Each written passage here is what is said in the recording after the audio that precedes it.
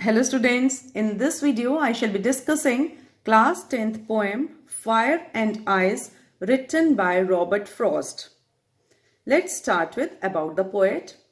Robert Frost was a famous American poet. His work was initially published in England before it was published in America. He was known for his rural and realistic description of ordinary people, means he used to write about common men. Some of his famous poems are The Road Not Taken, Stopping by Woods on Snowy Evening, Mending Wall, Dust of Snow, etc. Now, students, let's move towards the central idea and theme of the poem. Fire and Ice is a compact lyric. Compact lyric means a short poem that expresses the personal thoughts of a person who wrote it. So here it's about Robert Frost himself. The theme of the poem is whether the world will end in fire or in ice. The poet believes that everything that exists will have its end also. He compares desire to fire and hate to ice. The poet has experienced both desire and hate. He believes that fire and ice both have strong potentialities. Strong potentialities mean strong power to destroy this world. So, man himself has to find out the solution for it. Now, before starting the explanation of the poem, let me read out the poem. Some say the world will end in fire, some say in ice. From what I have tasted of desire, I hold with those who favor fire. But if it had to perish twice, I think I know enough of hate to say that for destruction ice is also great and would suffice. Now, difficult words. Perish means to destroy, enough, sufficient, suffice, enough. Fire and Ice is a strong symbolic poem, means fire and ice are used as powerful symbols. Fire stands for hatred, greed and passion, whereas ice stands for insensitivity, coldness and indifferences. Insensitivity means not sensitive to anything. Now look students, people believe that this world will end one day. Some believe that world will end in fire. Some believe world will end in ice. The poet has experienced passion of love. He believes that passion of love will lead to the destruction of this world. He also believes that uncontrolled fire and untamed passionate desires will certainly bring an end to this world. Untamed passionate desires means uncontrolled intense feeling will finish this world. Next stanza. Fire can destroy this world, but if this world has to be destroyed twice, twice means two times. If this world has to be destroyed twice, then ice is strong. Ice means hate in the context of human behavior.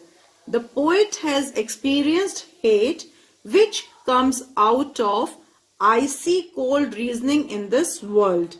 Icy cold reasoning means not to give any response, just ignoring someone. So, this cold reasoning is like ice and can destroy this world. In the end, the poem underpins the philosophy that if we don't control our emotions, the earth will surely end. So, we have to control our emotions, otherwise the earth will get finished. Yes, now the literary devices or the poetic devices. Let's begin with the rhyme scheme. This is a 9-line rhyming poem.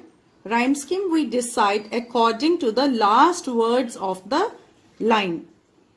Look, Fire rhymes with desire. A. Ice rhymes with twice. B. Desire rhymes with fire. Again A. Separate one. Hate rhymes with great. C. Ice rhymes with suffice. B. So the rhyme scheme of the poem is A, B, C, B. Next, poetic devices, assonance. Assonance is the repetition of vowel sounds. Repetition of A, E, I, O, U sound. The sound of O is prominent here. Look. Hold, those who favor. So this is assonance. Next is alliteration. Repetition of similar sounds at the beginning of the words. Mostly repetition of consonant sounds. For example, world, will. WW, alliteration. Favor, fire. Again repetition of FF. So this is alliteration. Next is imagery. Imagery is use of imagination involving 5 senses. Some say the world will end in fire. This is imagination. This is imagery. Personification. Personification is to give human qualities to the inanimate objects. Inanimate objects means non-living thing. Poet personifies fire and ice by giving them power to destroy anything. Means fire and ice, they have power to destroy anything.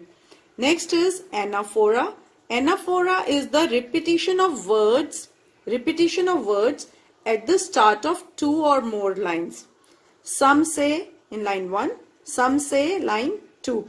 Some say the world will end in fire, some say in ice. So some say, this is anaphora. Next is, after anaphora, symbolism. This is a strong symbolic poem using symbols of fire and ice. Symbols of fire and ice both represent power of human emotions. Next is enjambment. Enjambment is thought that does not come to an end and moves to the next line. Look here. From what I have tasted of desire, I hold with those who favor fire. So the same thought is continuing without any punctuation mark. So this is called as enjambment. So we have read the literary devices, rhyming scheme, rhyme scheme, assonance, alliteration, imagery, personification, anaphora, symbolism, and enjambment. Okay? I hope you have understood the poem. If you have any doubt, please do comment. Happy learning. Bye-bye.